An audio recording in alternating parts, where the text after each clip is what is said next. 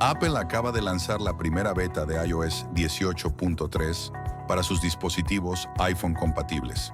En este video, analizaremos en detalle las novedades y mejoras que trae esta nueva versión del sistema operativo.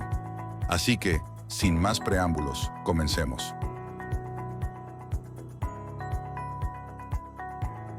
La beta de iOS 18.3 tiene un tamaño de 7.38 GB en mi iPhone 15 Pro. Es importante mencionar que el tamaño de la actualización puede variar dependiendo del modelo del dispositivo en el que se instale.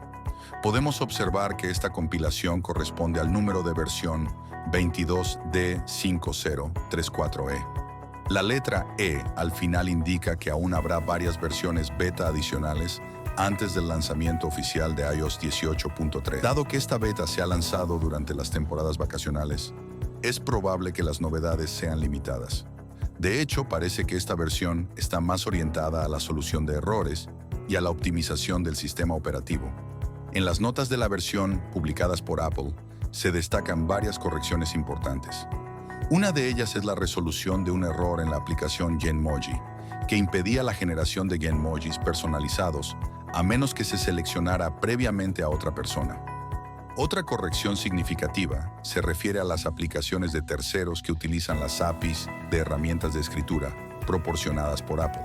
Estos cambios, aunque más técnicos y menos visibles para el público general, son esenciales para mantener la calidad y el rendimiento del ecosistema de aplicaciones de Apple. Un aspecto a tener en cuenta es que Apple Intelligence aún no es compatible con idiomas distintos al inglés. Específicamente, el español todavía no está incluido en esta funcionalidad.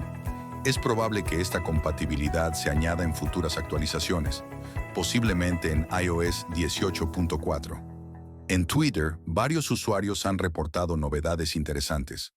Una de ellas es la compatibilidad de la aplicación Home con aspiradoras robot.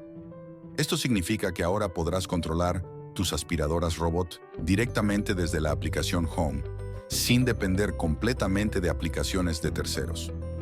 Otra actualización mencionada por los usuarios es el cambio en la visualización de fotos y videos en la aplicación Fotos. En esta versión, al ver una foto o video, este ocupará toda la pantalla del iPhone en lugar de mostrarse en una miniatura. Parece que Apple ha decidido revertir esta función debido a las quejas de los usuarios, quienes preferían la visualización clásica.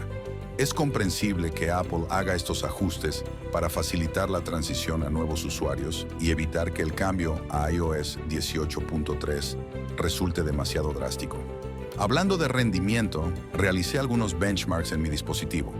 Obtuve 2.910 puntos en single core y 7.229 puntos en multicore. A continuación, les mostraré los resultados en pantalla.